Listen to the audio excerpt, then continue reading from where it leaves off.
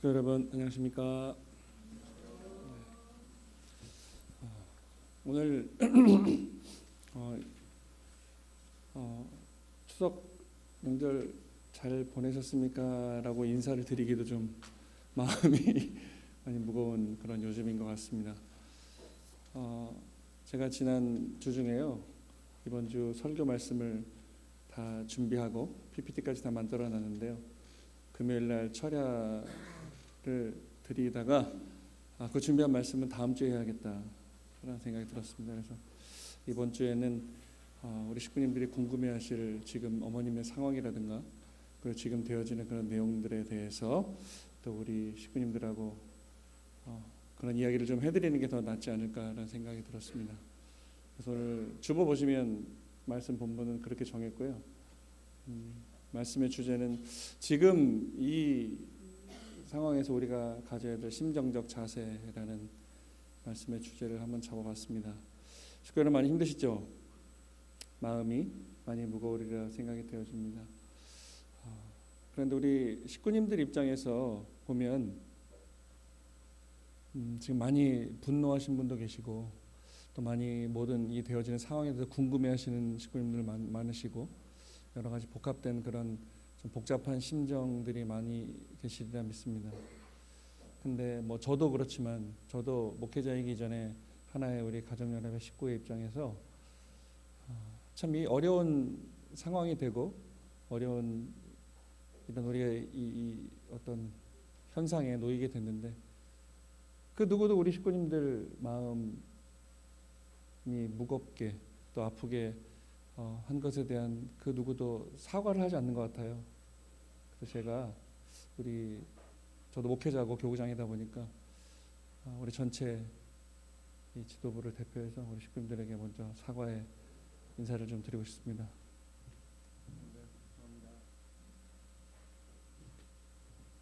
먼저 이렇게 좀 사과의 말씀을 드리고 시작을 해야 좀 낫지 않을까 생각이 들었습니다.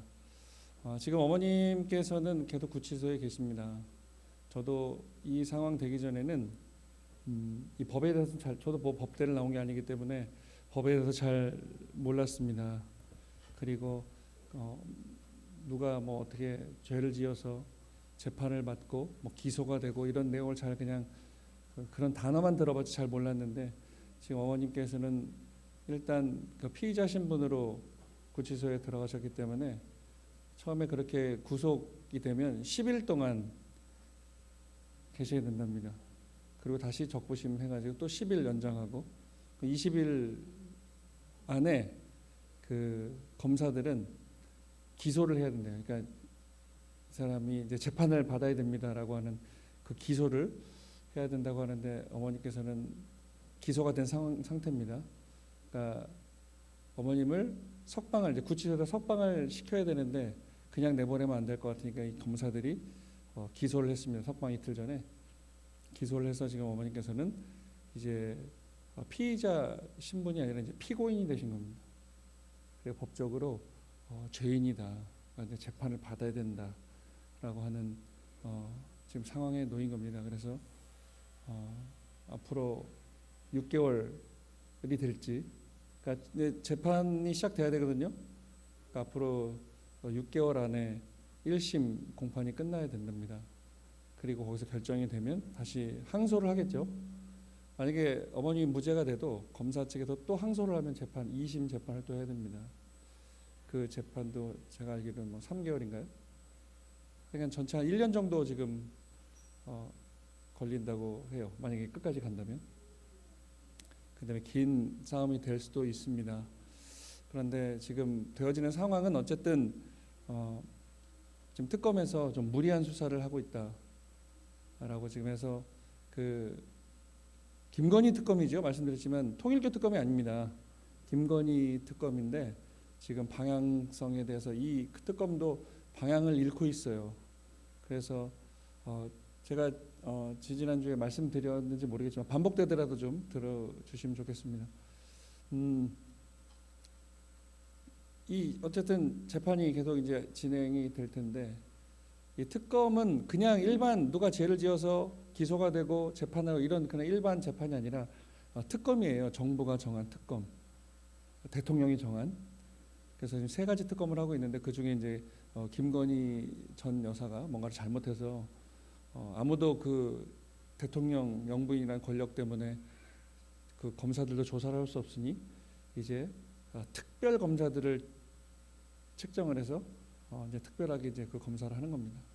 김건희 여사의 잘못을 추궁하다가 그 뭐 목걸이 이런 게 나와가지고 지금 우리가 좀 연루된 것 같은데, 그래서 지금 그 김건희 여사에 대한 그 수사를 해야 되는데 지금 방향을 잘못 잡고 있어요.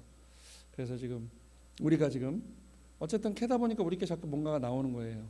그래서 지금 방향성을 잃고 있습니다.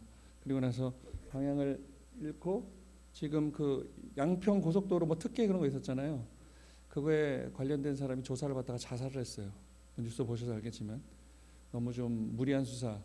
답을 정해놓고 이 사람은 책임자가 아니기 때문에 아는 대로 얘기했는데도 네가 말하는 건 다 거짓말이다. 답을 정해놓고 계속 몰아붙이는 거죠. 아니라고 해도 거짓말이라고. 그리고 참다 못해서 너무 힘들다고 자살을 해버렸어요. 그리고 사회적 이슈가 됐어요. 그리고 나서 지금 아무튼 언론에서도 이제 슬슬 이건 무리한 수사다라고 지금 몰아가고 있습니다. 아무튼 그런 상황에 있고 지금 이제 어쨌든 결론적으로 말씀드리면 재판을 하는 이유는 뭐죠? 뭐 누군가 죄를 지었기 때문에 그렇거든요. 뭔가 법을 어겼기 때문에 그 법을 어긴 것에 대한 그 법이란 잣대를 놓고 이거에 맞지 않았기 때문에 재판을 해서 벌을 주는 겁니다.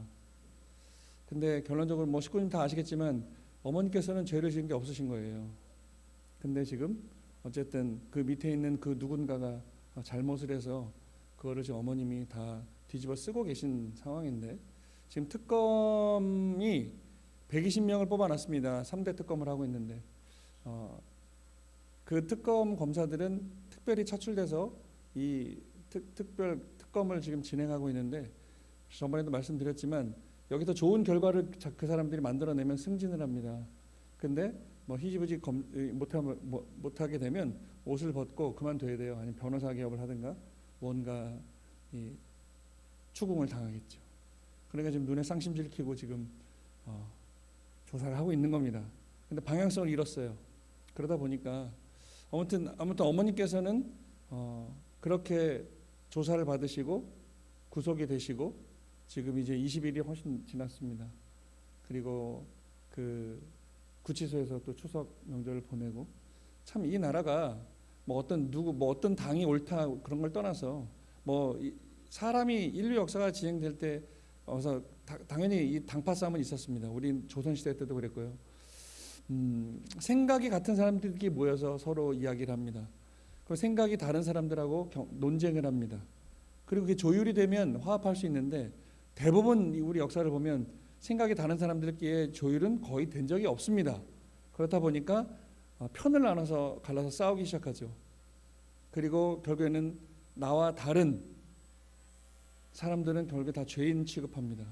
그리고 프레임을 씌우고 뭔가 자꾸 없는 말을 만들어내고 내가 이겨야 되니까, 내가 가진 생각이, 내가 가진 말이 옳다고 계속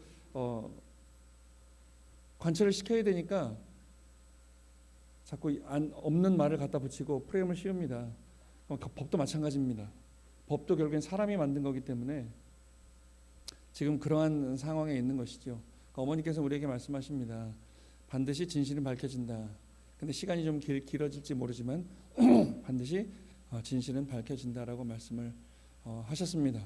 그리고 어쨌든 어머니께서 구속이 되는 그날 새벽에 저도 그 자리에 있었지만 많은 우리 식구들이 분노했습니다.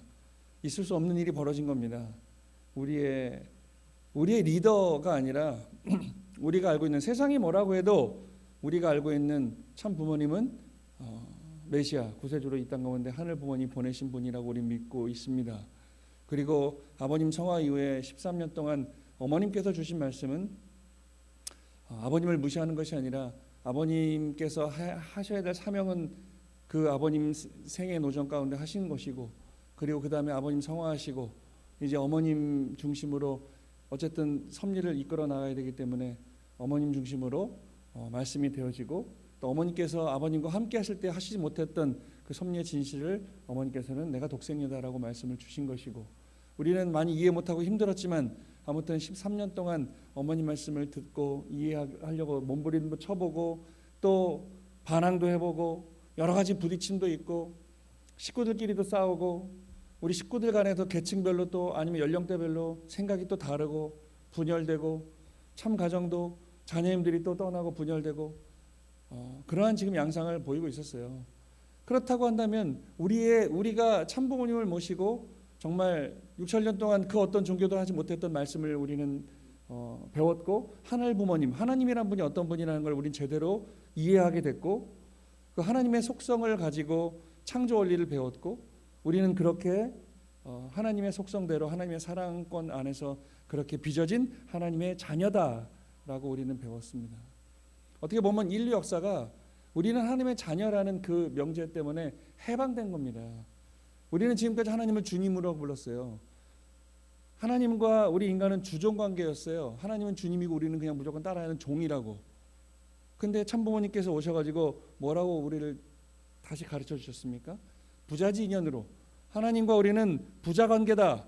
부모와 자식 간의 관계다.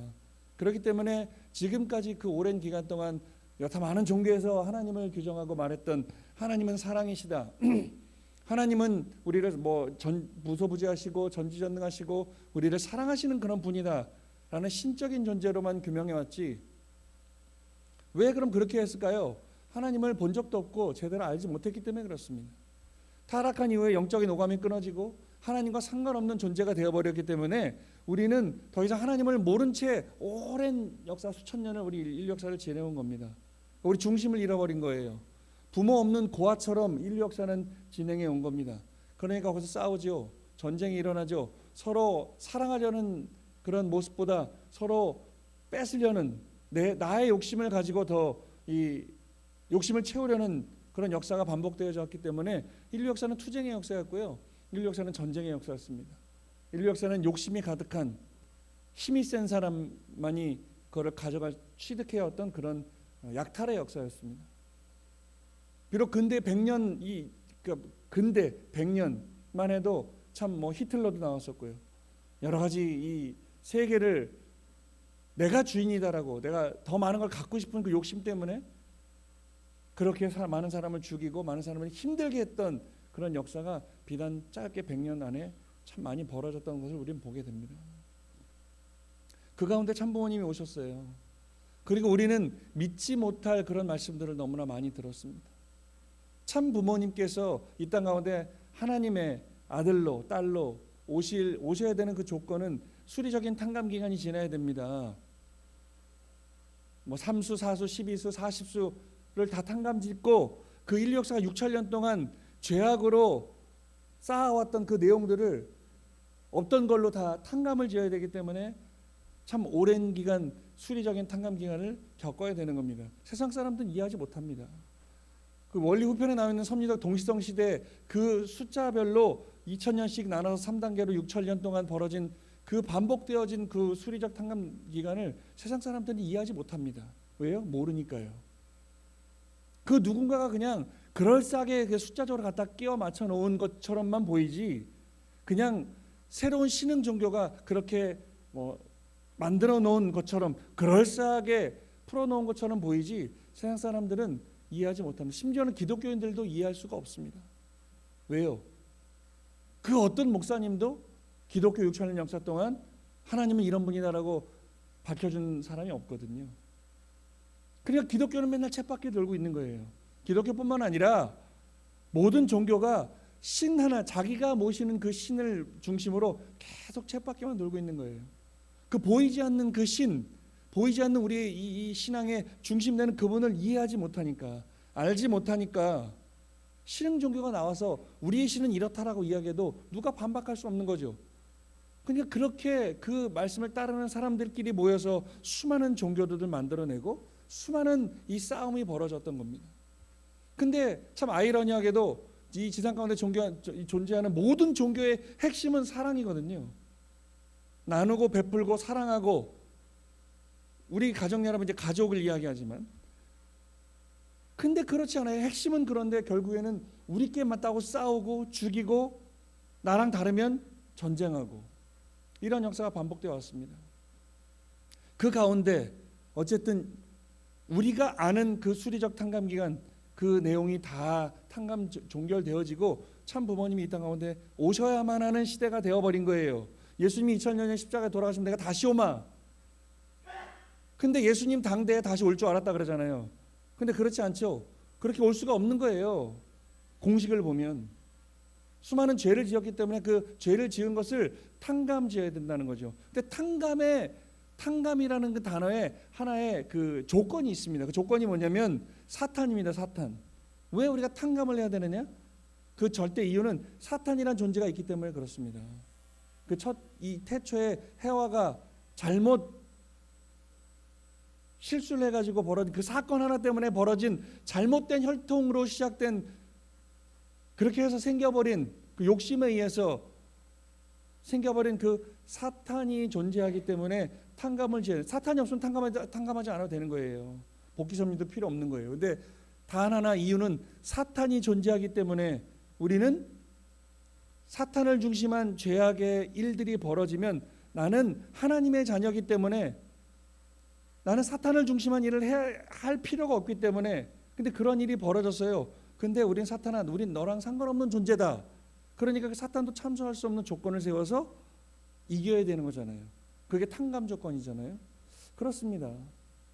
그럼 오늘 이 시대에 수리적인 탕감 기간을 지나고 어쨌든 이때에 참부모가 메시아가 구세주가 다시 이 땅 가운데 하늘 부모님이 정하신 이 섭리의 조국이라는 한국 땅에 태어나야 되는데 수리적 탕감이 끝나고 보니까 일제시된 거예요. 이 나라에 메시아가 올 수 없는 환경이라는 거죠. 그러니까 메시아를 보낼 수 있는 환경은 안정된 환경, 적어도 하나님을 중심한 하나의 국가가 세워진 국가가 바탕이 돼야지 거기에 태어날 수 있는데 우리는 일본으로부터 침략을 당하고 나라를 빼앗긴 상태거든요. 근데 하늘 부모님은 수리적인 탕감 기간이 지났기 때문에 메시아를 보내야 되거든요. 참 진퇴양난이죠.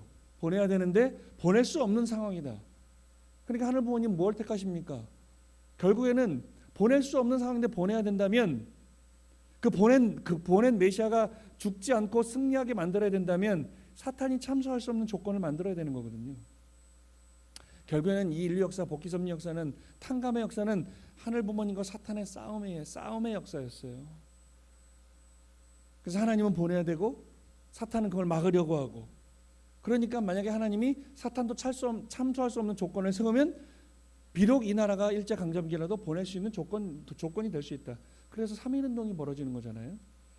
해와가 16세 때 타락했기 때문에 그 16세 된 이 나라의 하나의 그 출발점인 유관순 열사를 16세 된 소녀를 출발시켜서 이 나라에 독립했다라고 하는 그 만세운동을 벌여서 200만 명이 넘는 이 나라 우리는 독립했다는 조건을 세워서 사탄이 참소할 수 없는 그 상황에 아버님이 잉태가 되시는 거거든요. 그리고 아버님이 태어나시는 겁니다. 그런 상황에 그렇게 우리는 복귀 섭리 역사를 하늘 부모님께서는 진행해 오셨어요. 우리는 얼마나 이해하고 얼마나 아는지 모르겠지만 아버님께서는 1920년도에 태어나셔서 일제강점기를 보내시고 해방되는 1945년 8월 15일 드디어 이 나라가 사탄의 조건으로부터 해방됐으니 이제 아버님은 비로소 메시아의 길을 갈 수 있다. 그래서 공생의 노정을 출발하신 거예요. 근데 이 나라가 하늘 부모님이 이 예수님 사후에 2000년 동안 준비한 그 기독교 기반이 그 보내신 메시아를 모시고 받아들이고 그렇게 출발했어야 되는데 이 섭리의 조국에서 꽃피었던 그 기독교 기반이 아버님을 이해하지 못했습니다. 아버님을 받아들이지 못했습니다. 그러니까 어떤 길을 택하십니까? 스스로 종의 자리에서 메시아의 자리까지 하나님과 동등한 자리까지 가는 8단계 그 출발을 공생의 노정 8월 15일부터 45년 8월 15일부터 출발하신 거예요. 몇 년 동안요? 40년 동안. 아버님 스스로 40년 동안 40수가 무슨 수입니까? 사탄 분립수입니다. 그러니까 이 나라 이 민족의 사탄을 완전히 분립해야 된다는 그 고된 아주 핍박의 노정을 부모님 스스로 출발하신 겁니다. 그리고 40년 동안 85년도에 40년을 종결짓고 종결지은 40수를 탕감짓고 나서 다시 7년 노정이라는 길을 걸어 승리했다는 그 나팔을 꽂아야 되니 그 7년 노정 동안 부모님 스스로 많은 축복식을 하고 우리를 그 섭리를 경륜하시면서 7년을 보내시고 92년도에 4월 10일 날 여성연합 창립식을 하는 거예요. 그 여성연합 창립식은 그냥 하나의 단체의 창립식이 아니라 참 어머님을 통해서 6천년간 타락의 장본이었던 해와의 그 여자의 그 타락의 장본이었던 그 조건을 해방시켜 주신 거예요. 누가요? 어머님이요. 그래서 어머님을 세상 앞에 복귀된 완성된 해와로 출발시키기 위한 그 작업이 여성연합을 출발시킨 거거든요. 그날 아버님이 나오셔서 처음으로 선포하지요. 내가 구세주고 재림주고 참부모다. 우리는 알고 있었지만 세상 앞에 한 번도 자랑스럽게 얘기할 수 없었던 그 조건을 그 승리의 기반을 통과하심으로 말미암아 아버님께서는 부모님께서는 세상 앞에 내가 재림주다라고 선포하신 겁니다. 그리고 92년도 3만쌍 축복이죠. 그때부터 이제 축복식이 기하급수적으로 폭발을 하게 됩니다. 3만쌍, 3년 뒤에 36만쌍, 360만쌍, 3600만쌍, 3억 6천만 쌍, 4억 쌍 그렇게 발전하게 되는 겁니다. 그때 이제 축복을 받으신 분들이 우리들이죠. 그 기간에요 우리가 부모님이 말씀하신 책임을 완수했어야 되는 겁니다. 그랬으면 아마 4억 쌍이면 8억 명이에요. 그때 당시에 그 축복식 할 때 이 지구 이 인류가 한 60억 정도 됐다고 하는데요. 8억이면은 어마어마한 숫자입니다. 근데 조건적으로만 그 4억 쌍을 해지 우리가 실제적으로 4억 쌍을 해드리지 못했거든요.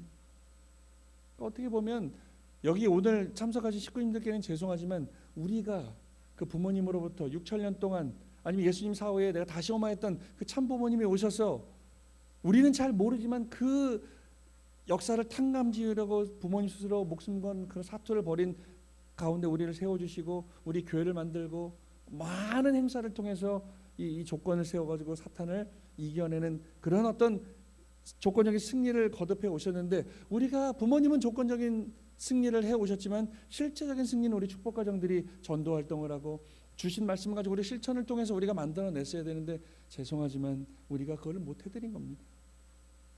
우리가 못 해드린 가운데 부모님은 승리를 거두셨지만 결국에는 속빈 강정처럼의 승리였기 때문에 결국엔 사탄이 처음에는 겁먹고 뒤로 물러섰지만 속빈 강정인 걸 알고 부모님을 조롱하기 시작하고 사탄이 다시 득세하기 시작합니다. 그러면서 우리가 힘들어지고 어려워지고 그렇게 많은 축복가정 자녀들이 생산되었는데도 90%가 넘는 자녀들이 교회를 떠나고 한번 지금 우리가 지금 어려워진 상황에 참 초유의 사태를 겪고 있는데 오늘 이 사태를 바라보면서 한번 우리 교회뿐만 아니라 우리 식구님들 각자가 내가 처음에 어떻게 아마 태어났을 때부터 기억나실 때부터 한번 기억해 보셨으면 좋겠어요. 우리 1세분들은 내가 어떻게 살아왔고 어떻게 이 말씀을 접하고 어떻게 내가 입교를 하고 어떻게 축복을 받고 어떠한 이 노정을 걸어와서 우리가 자녀를 낳고 내가 지금 여기 와 앉아 있는지 한번 되돌아보는 그러한 이번 기간이 되었으면 좋겠습니다.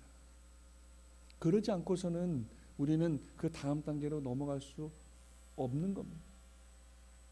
아무리 하나님 혼자 연계해서 보이지 않는 하나님이 몸부림을 쳐도 참부모님이 몸부림을 쳐도 실체적으로 그 축복받은 우리의 기반을 실체적인 승리의 영광으로 봉헌 드려야 되는데 우리가 그걸 못했으니 결국에는 이번 사태가 물론 인간적인 내용으로 바라보면 범법을 해서 지금 구속되어 계시고 어머님이 우리 교회가 지금 이렇게 힘들어지고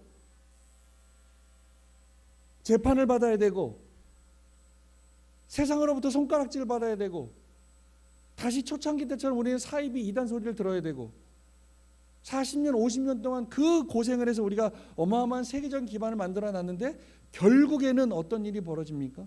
우리 어머님께서 세상으로 말하면 지존인데 범접할 수 없는 세계적인 종교 지도자 우리가 바라본 6천년 만에 하나님의 복귀된 딸로 오신 독생녀 참 어머님이신데 그 어머님이 지금 감옥에 가 계시다. 정말 죄를 짓고 나쁜 짓을 해서 갔으면 우리는 어머님한테 손가락질하면 되죠. 어떻게 어머님 그럴 수가 있습니까? 그리고 우리는 그냥 우리 갈 길 가면 됩니다. 교회 문 닫고 그동안 우리 교회 재산 다 팔아서 뭐 식구들에게 나눠주든가 하면 되는데 그렇지가 않지 않습니까?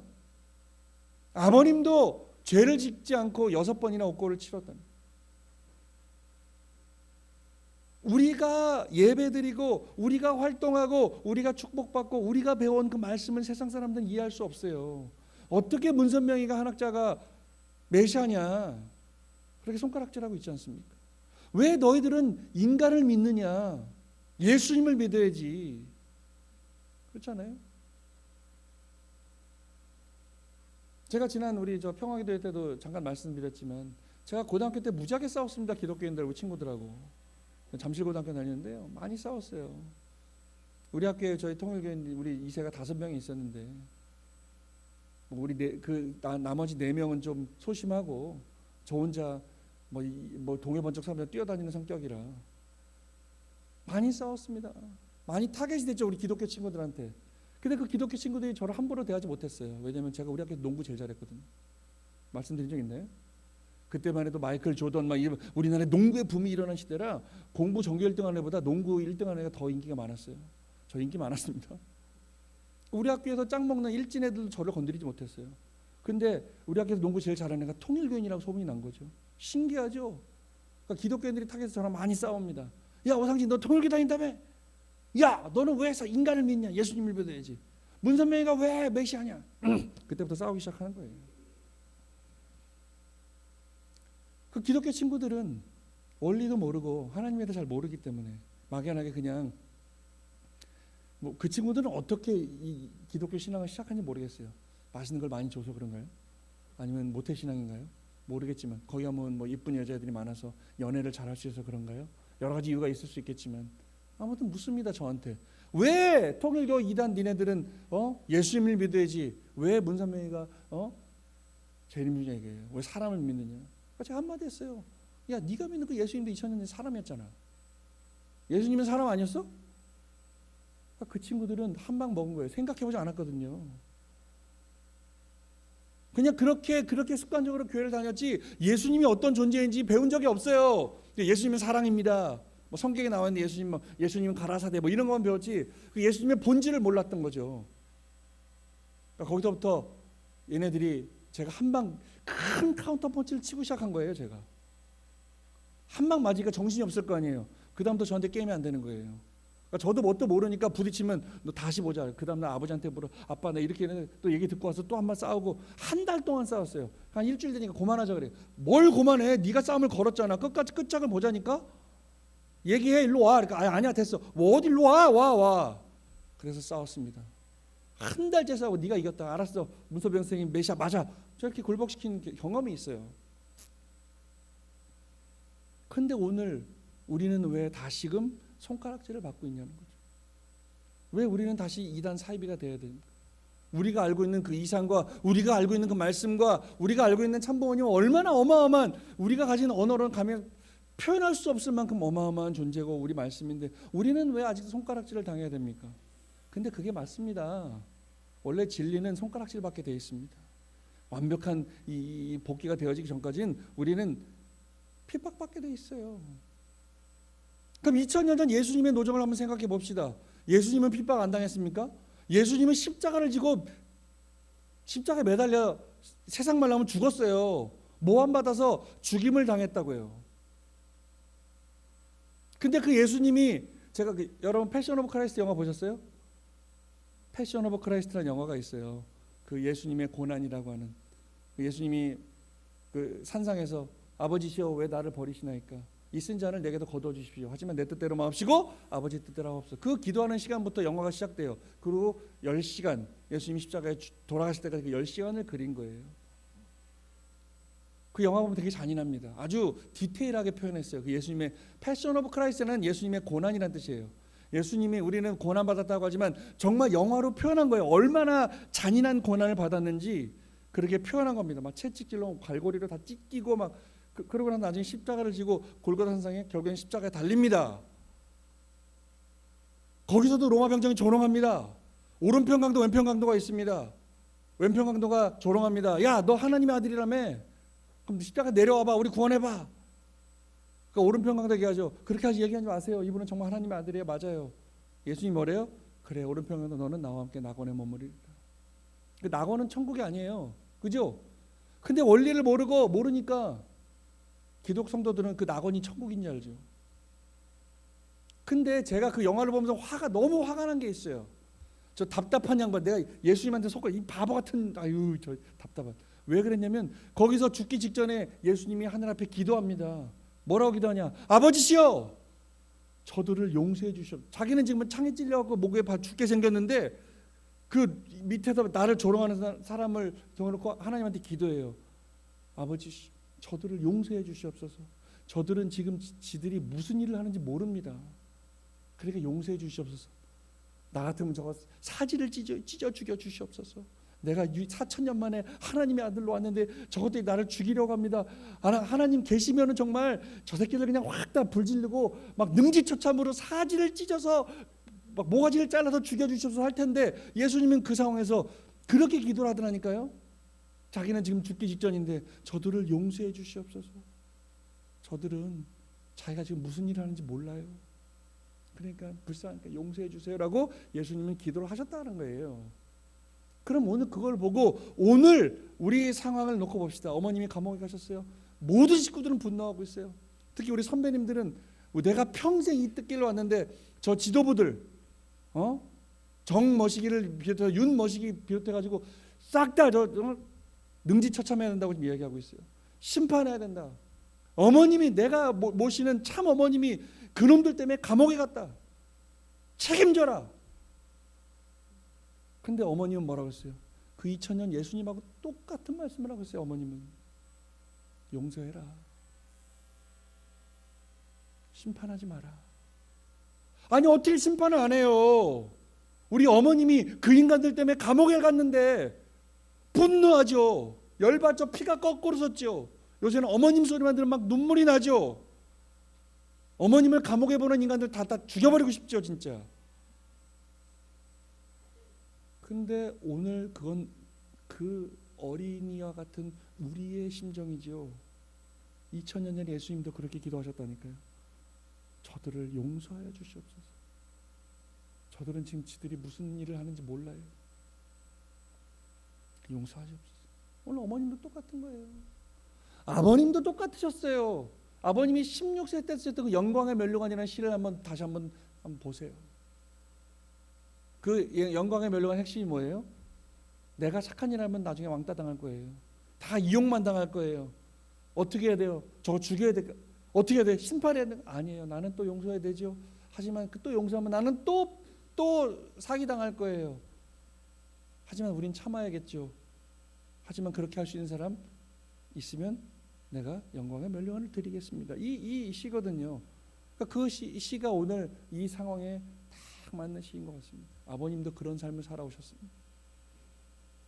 16세 때 저 묘두산에서 내가 메시아인 걸 깨닫고, 나는 세계 구원의 길을 가야 되겠구나. 그 길을 16살짜리 생각해보세요. 16살이면 지금 중3 고1 정도밖에 안 되는 그 꼬맹이가 이 세계를, 이 적거래진 세상을 구원하겠다고 그 구도의 길을 가야 된다고 하니 얼마나 기가 막혔겠습니까? 아버님 입장에서는. 근데 그 길을 가셨다는 거예요. 그리고 그렇게 핍박을 받고, 아버님 스스로도 내가 메시아가 되기, 참부모가 되기 위해서는 스스로 훈련해야 되고 교육받고 성장해야 되니까 계속 우여곡절을 겪으시면서 아버님도 성화하실 때까지 아버님은 공부하시고 성장해 오셨다고 그랬어요.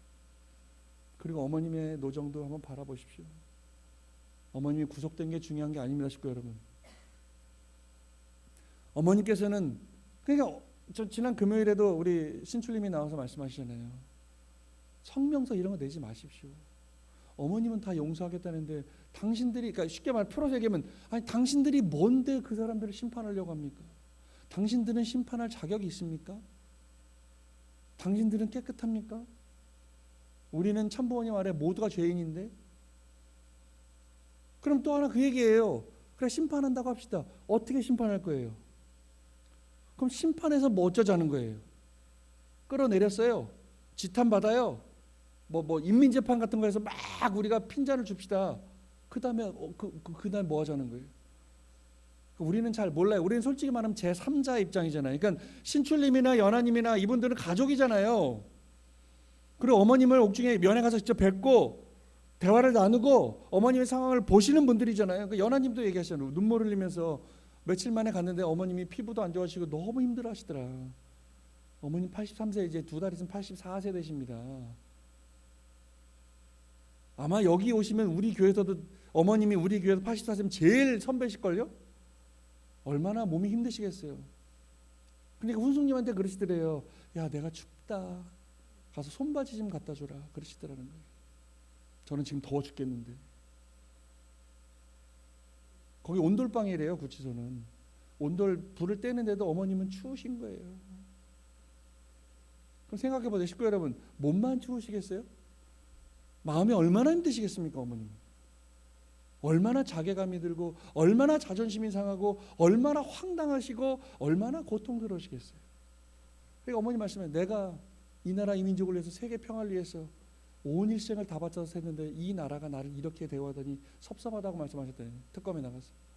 여러분 그거 아세요? 어머님이 지금 구치소에 20일 넘게 계시지만 며칠에 한 번씩 나가서 조사받으십니다. 서초동에 법원 가서요, 계속 나가서 하루에 4시간, 5시간, 9시간 조사받으세요. 며칠에 한 번씩 나가서. 조사받을 때 뭐라고 말씀하실까요, 어머님은? 나는 그런 짓을 하지 않았어요. 나는 결백해요. 내가 한 게 아니라 그 놈들이 한 거라니까요, 라고 말하지 않는다는 거예요. 어머님은. 그들이 알아듣든 못 알아듣든 어머님은 내가 독생녀다.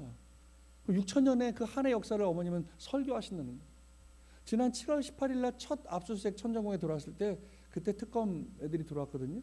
그때도 어머님이 잠깐만 기다려봐, 야 일로 와봐. 그래서 거기서 10분 동안이나 20분 동안 설교하셨대요. 그러니까 어머님은 그런 분이에요.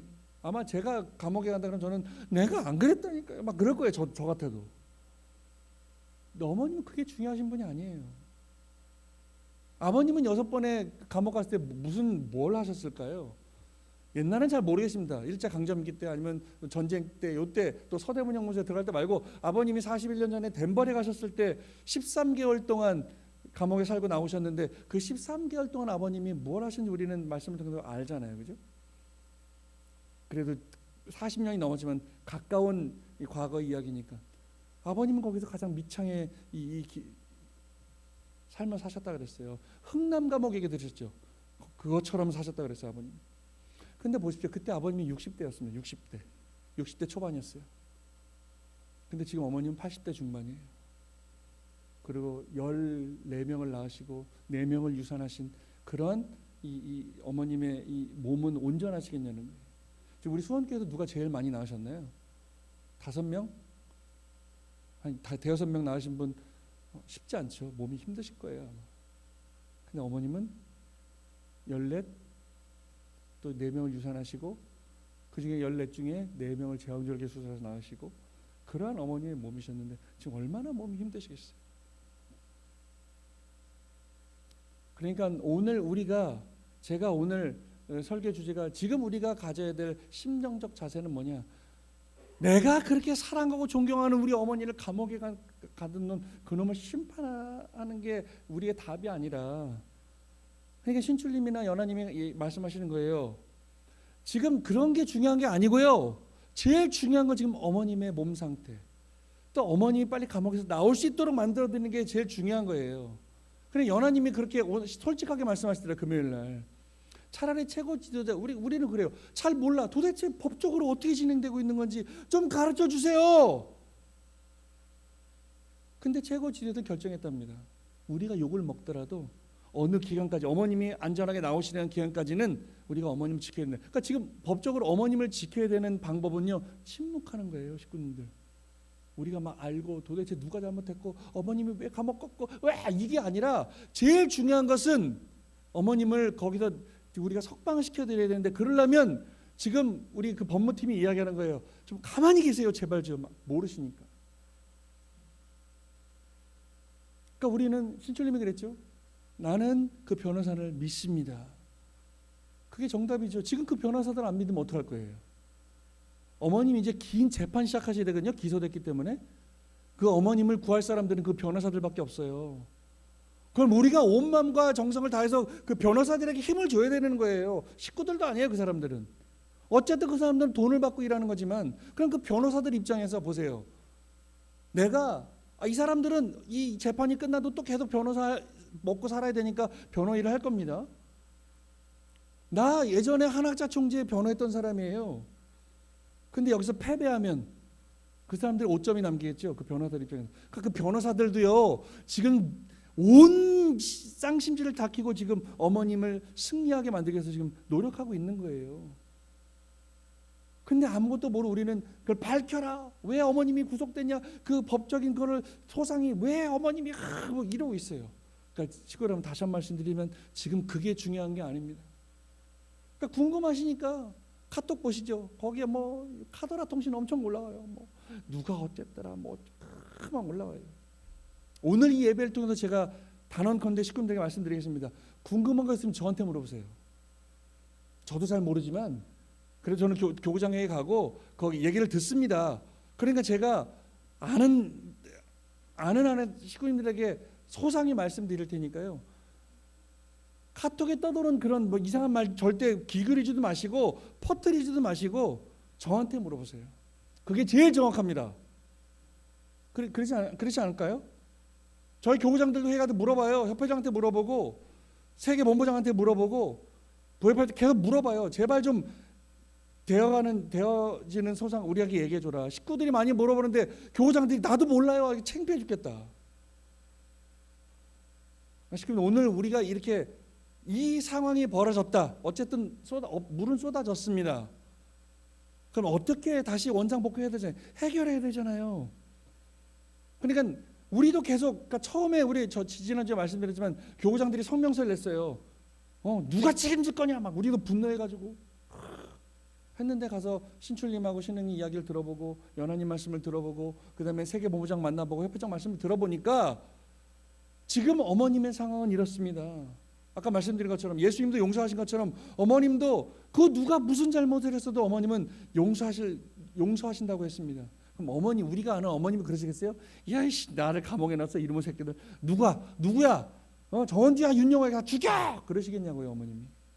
우리가 아는 인류의 참 어머님이 그러시겠냐고요. 2000년 전 예수님도 십자가의 그 고통 속에 이 못을 받고 면류관을 쓰고 십자가의 그 고통스러운 상황에서도 저들을 용서해달라고 기도했던 예수님이었는데 우리 참 부모님이 그 예수님보다 못하겠냐고요. 예수님의 뜻을 다 이루지 못하시면 참 부모님의 뜻을 이루신 분들이잖아요. 그러면 우리가 바라보는 그 엄마 같은 그 어머님의 모습이 다가 아니라는 겁니다. 어머님 심정 가운데는 이 세계와 천주를 등에 업고 그걸 해결하기 위해서 몸부림치시는 그런 어머님이라는 거예요. 우리가 상상할 수 없는 감히 감당할 수 없는 섭리의 이 십자가를 짊어지시고 그걸 해결하기 위해서 몸부림치시는 어머님이시라는 거예요. 신출 신우님 우리 아들보다 어려요.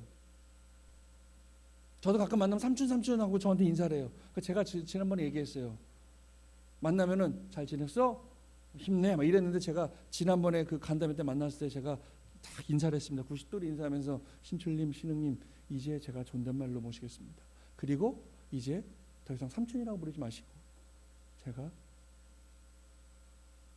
천의 축승자 참 부모님이 3대권을 출발하신 우리 섭리의 중심이기 때문에 이제 모시고 경배하고 따르겠습니다. 제가 그렇게 얘기했어요. 생각해 보세요. 이제 27살, 6살밖에 안 됐지만 그들이 과연 어릴까요? 우리가 바라보기엔 내 아들보다 어리게 보이지만 우리는 상상할 수 없는 자리에 서 계신 분들이에요. 신출님이 얼마나 깝깝하겠어요. 얼마나 답답하겠어요. 우리는 선택이라도 할 수 있죠. 제가 27년 목회하고 있는 건 지금 제가 선택해서 온 거예요. 식구님도 선택해서 예배 오신 거고 여러분이 선택해서 축복받으신 거예요. 여러분이 선택해서 통일교인이 되신 거고 여러분이 누가 뭐 만류해도 내가 이 길이 맞다고 생각해서 선택해서 이 길을 오신 거지만 신출 신우님은 참가자원 선택의 여지가 1%도 없었어요. 그냥 그렇게 태어났기 때문에 그 길을 가야 되는 거예요. 얼마나 깝깝하겠어요. 얼마나 답답하시겠냐고요. 저번에 말씀드렸죠. 그 막내 신지님 5째 그 막내 고3인데 거기 이제 6학년 때인가 중1 때 제가 영등포 있을 때 우리 집에 놀러 왔어요. 연하님하고 다 그때 신출님이 뭐 알바한다고 대학생인데 빼고 다 우리 집에 왔었어요. 영등포에 놀러 왔었어요. 근데 신지님이 되게 시무룩한 거예요. 왜 그래? 왜? 그러니까 몰라요. 왜 그래? 얘기해봐. 삼촌한테 얘기해봐. 삼촌은 목사님이에요? 그렇지. 목사님 재밌어요? 힘들어. 힘들지만 재미냐고 물었으니까 힘들지만 재밌고 보람 있지. 삼촌은 거짓말쟁이라고. 힘든데 어떻게 재밌냐는 거예요. 힘든데. 미국에서 자라가지고 이 생각이 서양 거짓말이죠. 힘든데 어떻게 재밌고 보람 있냐는 거예요. 이거 쉽지 않겠는데. 그래가지고 하루 종일 신지냐고 얘기하면서 왜 그런가 그랬더니 연하님이 그러더라고요. 신진이 심각해요. 왜요? 어머님이 딱 찍어 너는 목회해야 돼 하고 딱 찍었대요. 그때부터 심각해졌대요. 자기는 다른 거 하고 싶었는데 갑자기 왕엄마가 너는 목사님만 하니까 심각해진 거죠. 그러니까 그분들은 선택권이 없어요. 그 혈통은 선택권이 없다고요. 그래도 그 젊은 신출 신령님이 나는 목숨을 걸고라도 이 길을 가겠다고 결의하잖아요. 식구들 앞에. 그렇습니다. 식구님들 이제 내 입장에서 섭리를 바라볼 것이 아니라 어머니 입장에서 섭리를 바라보시는 우리가 되어야 됩니다. 이제 한 단계 더 성숙해진 우리 통일가가 되어야 되고 한 단계 더 업그레이드 되는 우리 식구님들의 심정적 기준이 되어야 됩니다. 지난번에도 말씀드렸지만 섭리적으로 이 사태를 해석해 보면 결국에는 우리가 책임하지 못했기 때문에 사탄이 참소하는 거거든요. 결론적으로 우리가 핍박을 받아야 되는데 참 어머니께서 감옥에 가셨다. 이거는 우리 모든 전 세계 우리 축복 가정들은 그 책임에서 벗어날 수 없습니다. 여기서 지금 제가 우리 식구님들 심판하는 게 아니에요. 어쨌든 우리는 그나마 섭리적으로 바라보면 우리의 책임이지만 그나마 또 하나 다행인 것이 섭리적으로 해석해보면 어머님께서 그 길을 우리 앞에서 방패막이를 해주시니까 우리가 지금 살아있는 겁니다. 우리는 감사해야 되는 거죠. 그러니까 제발 이제 내 인식으로 내 마음으로 내 심정적 기준을 가지고 벌어지는 섭리를 판단하지 않으셨으면 좋겠습니다. 그저 맡기셨으면 좋겠습니다. 궁금한 게 있으면 카톡에 떠도는 얘기 그렇다더라 자꾸 퍼나르지 말고 저한테 찾아와서 물어보세요. 그러니까 누가 물으시더라고요. 교구장님 너무 바빠서 가도 없던데요. 그럼 전화하세요. 카톡을 보내시든 그럼 제가 성심성의껏 제가 아는 것 대답해드리고 대응해드리겠습니다. 결론입니다. 어머님이 감옥에 가셨습니다. 있어서는 안 된 일이 벌어진 것이죠. 쉽게 여러분 참 고통스러우신 거 압니다. 얼마나 답답하겠어요. 영광을 받으실 참 어머님이 지금 저 감옥에 차디상 감옥에 계시 얼마나 가슴이 아프시겠어요. 저도 아픈데 죄송합니다. 목회자로서 교구자로서 정말 식구님들이 이 아픔을 겪으셔야 된다는 상황에 너무너무도 죄송합니다. 하지만 우리가 그렇게 아파만 하고 있을 때는 아닌 것 같습니다. 어머님이 그러셨어요. 원래보다 더 밝게 지내라. 더 활동도 열심히 하고 지금 우리는 되게 다운돼 있어요. 아유 어머님 이런데 우리가 뭘 하겠어. 그게 아니라 오히려 이럴 때일수록 더 활발하게 움직이고 더 우리가 좀 기쁘게 좀 웃고 미소 짓고 그런 이 전화위복의 환경이 필요한 것 같습니다. 그렇게 좀 우리 그래서 저도 이제 맨날 이렇게 이러고 있다가 일부러 막 웃기 시작했어요. 저도 좀 더 권사님 좀 웃으세요. 더 웃고 좀 더 껄껄대고 좀 이따 예배 끝나고 오늘 식사 준비되는 날입니까? 식사하시면서 좀 크게 웃으시고 어떻게 지냈냐? 추석에는 뭐 했냐? 좀 물어보시고 물론 참 우울한 추석을 보내셨겠지만 그래도 이제 좀 다시 한번 앞으로 치고 나가는 우리가 됐으면 좋겠습니다. 그랬으면 좋겠습니다. 그래서 이제 바로 저도 이제 다음 주부터 우리 전도팀 우리 또 정성 들이는 우리 권사님들 팀 같이 좀 식사 나누면서 좀 간담회도 하고 지금 이 와중에도 지중에 우리 전도팀이 계속 활동 나가셨어요. 자서전 나눠주시고 어떻든가요? 전홍 목사님 어떻든가요? 막 손가락질 하던가요? 사람들이 통일교 재수없다고 막 침뱉던가요? 위로하는 사람들도 있잖아요. 많아요. 보세요. 제가 지지난번에 말씀드린 것처럼 분명히 인류의 참 어머님께서 말씀하셨어요. 하늘이 주신 기회다. 전화위복의 기회다. 그럼요. 그렇습니다. 느껴집니다. 지금 언론이 조금씩 우리 편을 들기 시작합니다. 이거 너무 과도하다. 그러니 어떤 사람이 자살을 했네요. 지금 이거 도화선에 불이 붙었습니다. 지금 무슨 얘기가 언론에서 얘기하는 게 어제 그저께 그 특검해야 된다. 그러니까 개인적인 욕심이 들어가면 망하게 돼 있다는 거예요. 특검도 망하게 돼 있어요. 그렇게 되면. 그죠? 마지막 한마디 해봅시다. 우리 인류의 참 어머니를 건드렸어요. 인류의 최고 고단수 종교 우리를 건드렸어요. 어떻게 돼야 돼요? 사지를 찢어주게 되나요? 아닙니다. 우린 또 그들 용서해야 됩니다. 하지만 지금 제일 중요한 것은 어머님을 빨리 우리가 석방시켜드리기 위해서 노력해야 됩니다. 근데 우리 식구님들 우리가 뭘 할 수 있어요? 저 아무것도 할 수 없어요. 교구장이지만 어머님 석방을 해서 아무것도 할 수 없어요. 저는. 그러니까 우리 뭐 해야 돼요? 어머님을 변하는 그 변호사들에게 힘을 줘야 돼요. 오늘부터 기도하실 때 그 변호사들에게 힘들어 호명 기도하십시오. 그러니까 우리는 신앙인이죠. 세상 말로 하면 종교인입니다. 근데 우리가 어려움에 봉착됐습니다. 그럼 우리는 뭐 해야 됩니까? 총칼 들고 나서 싸워야 됩니까? 아니죠. 그들을 용서해야 되고 우리는 기도해야 됩니다. 많은 식구들이 뭐래요? 그 기도만 한다고 되냐? 이거 기도 안 되고. 그럼 뭐 하실 겁니까? 우리가 할 수 있는 거 해야 되는데 뭐 하실 겁니까? 그럼 빨리 사법고시 패스하셔가지고 빨리 변호하러 가시든가. 중요한 게 있어요. 우리가 가끔씩 잊어버리는 게 있어요. 아버님은 옥고를 치를 때마다 섭리의 곡절을 넘으실 때마다 아버님이 꼭 우리 식구들에게 하신 말씀이 있습니다. 식구 여러분, 하나님은 죽지 않았습니다. 환난이 찾아온다고 해도 하나님은 죽지 않았습니다라고 말씀하셨어요. 아버님 말씀이에요. 아버님은 그 믿음 하나 가지고 버텨오셨다고 했어요. 식구 여러분, 하나님은 죽지 않았습니다. 오늘 어머님이 감옥에 가셨다. 인간적으로는 힘든 상황이지만 아까 우리 권사님 말씀하신 것처럼 하나님은 막고 빼앗아오는 복귀 섭리를 그 공식이 있기 때문에 이제 우리가 어마어마하게 인류 역사의 최고 히트를 맞은 거예요. 지금 이제 우리는 어마어마한 카운터 펀치를 한 방을 갖고 있는 거죠. 시청자분들 그렇게 위로하셨으면 좋겠습니다. 그리고 그렇게 기도하셨으면 좋겠습니다. 그리고 내 개인의 삿된 기운, 왜 지난 연말부터 어머니께서 삿된 기운을 몰아내고라는 말씀을 주셨는데 이제 이해가 됩니다. 내 개인의 기준으로 판단하지 마십시오. 기도하십시오. 내가 마음이 막 끓어오를 때, 분노가 차오를 때, 막 의심이 솟구칠 때 차라리 그걸 누르시고 기도하십시오. 그 사람이 승리하는 사람입니다. 그 사람이 인격자고 그 사람이 최고의 성장하는 사람입니다. 남녀노소를 불문하고 우리 이 어려운 시기를 그렇게 잘 승리해 나갔으면 좋겠습니다.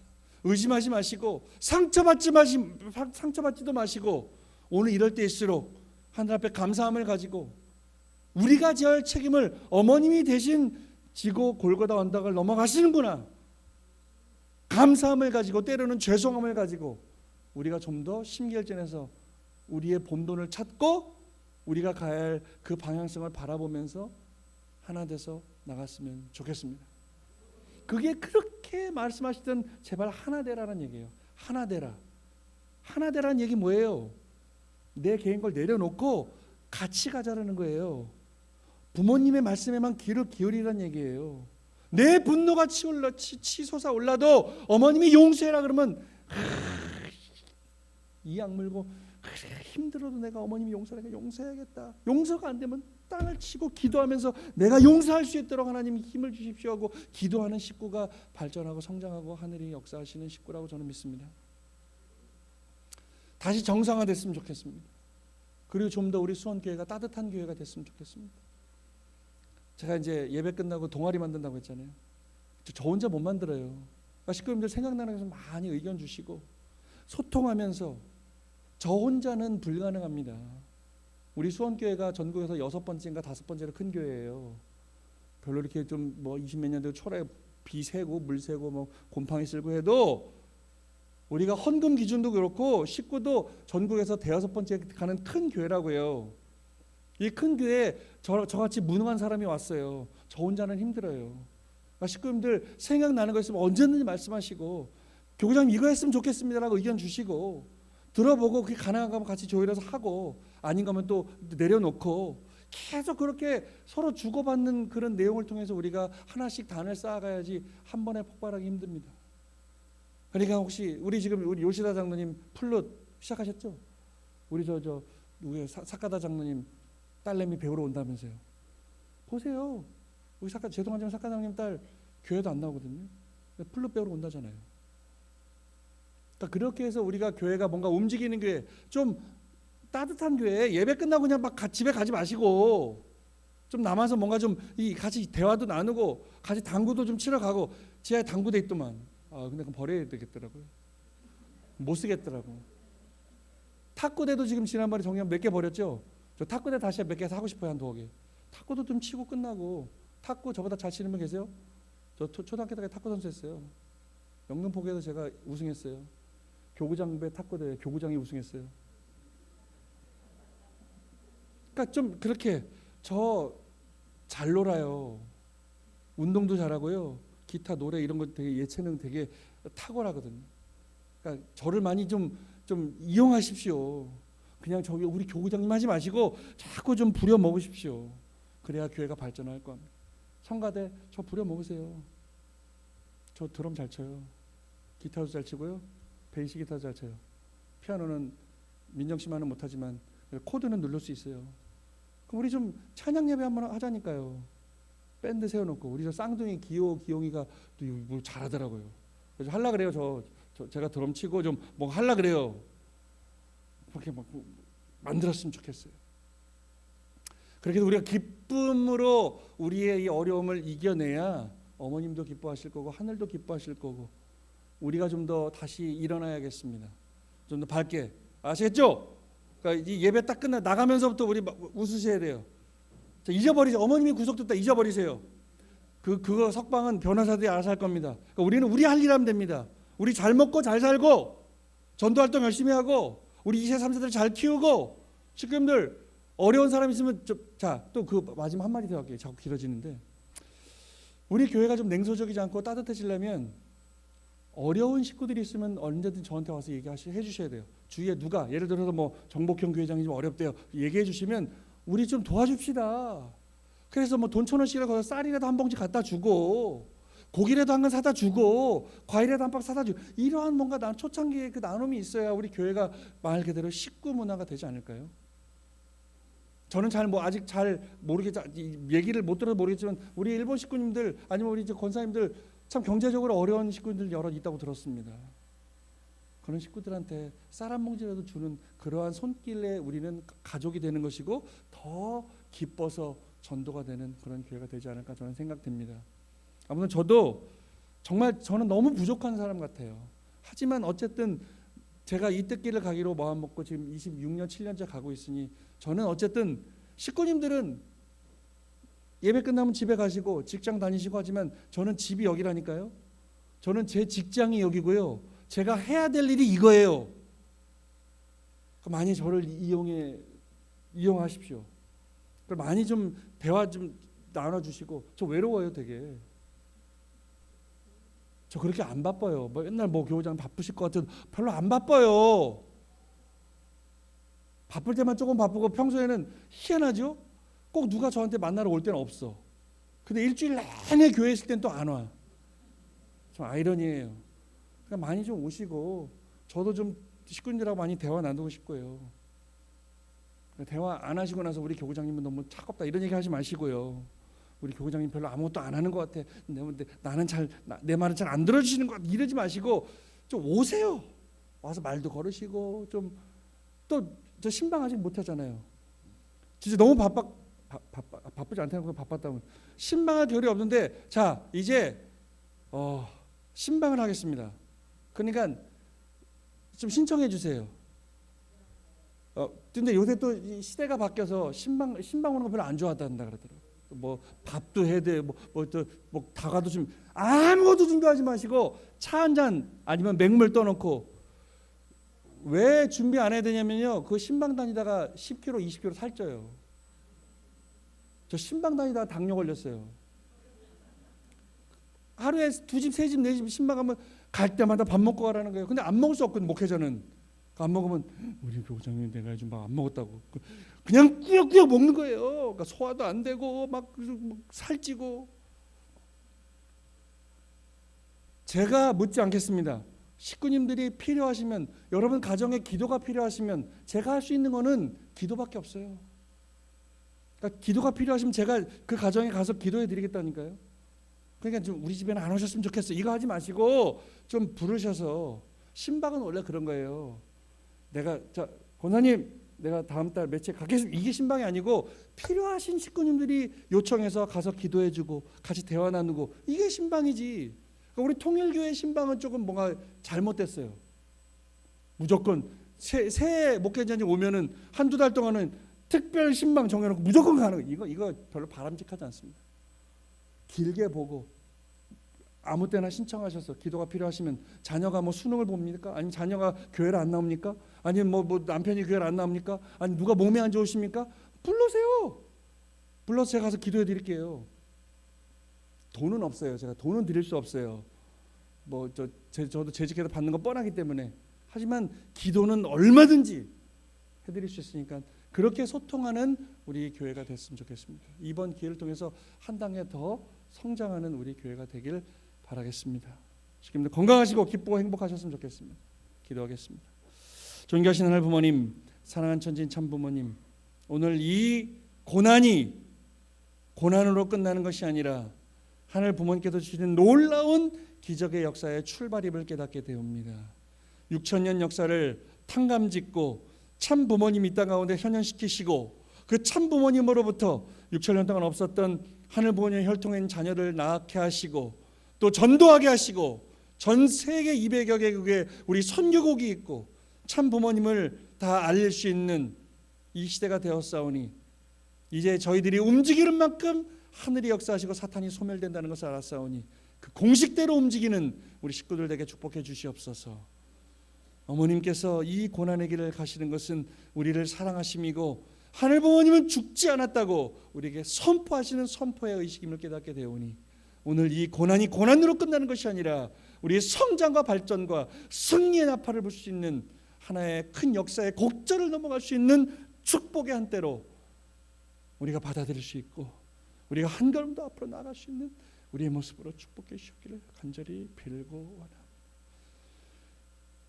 맞고 빼앗아오는 그런 복귀섭리의 공식을 우리는 알았사오니, 우리가 맞으면 맞을수록 강해질 수 있도록, 더 단단해지고 더 승리할 수 있는 요건을 갖춘 그런 우리 식구들 될 수 있도록, 우리 통일가 될 수 있도록, 우리 가정연합이 될 수 있도록 축복해 주셨기를 간절히 빌고 원하면서, 우리 어머님의 옥체를 지켜주시고 어머님의 성수무강을 간절히 바라오며, 어머님의 석방의 날까지, 승리한 날까지 우리 정성 들이고 기도를 모으겠사오니, 우리 식구들의 입술 가운데, 그 심정 가운데 함께 하셔서 놀라운 기적의 역사, 영계의 역사를 우리가 목도할 수 있도록 축복해 주셨기를 간절히 빌고 원하면서, 이 모든 말씀을 홀리마다를 모신 축복과 정성진의 이름으로 간절히 감사 기도 올렸사옵나이다.